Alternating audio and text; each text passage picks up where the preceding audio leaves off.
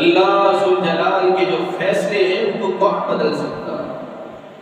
تجھے اللہ ذوالجلال کے فیصلوں کا پابند بننا پڑے گا، رب تیرے فیصلوں کا پابند نہیں ہے۔ اس لیے اللہ ذوالجلال کے جو فیصلوں کو نہیں مانتا، ایسے انسان پر بھی اللہ رب العزت کا قہر اور غضب نازل ہوتا ہے۔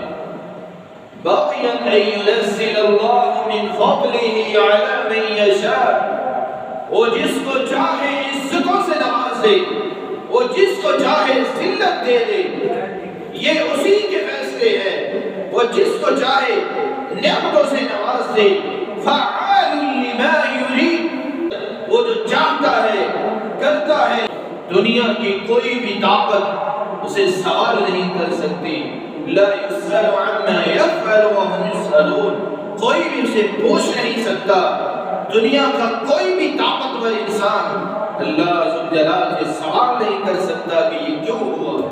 ابی ہریرہ رضی اللہ تعالی عنہ سے مروی ہے، رسول اللہ صلی اللہ علیہ وآلہ وسلم آپ نے فرمایا، من اراد ان يعلم ما له عند الله فلينظر ما لله عنده، جو شخص یہ چاہتا ہے کہ اللہ رب العزت کے ہاں اس انسان کا مقام کتنا ہے، اس شخص کا اللہ رب العزت کے ہاں مرتبہ کتنا ہے، تو وہ سب سے پہلے اپنے آپ کو چیک کر لے، اپنے آپ کو دیکھ لے کہ میں رب تعالیٰ پہ راضی کتنا ہوں، اس کے فیصلوں پہ میں خوش کتنا ہوں۔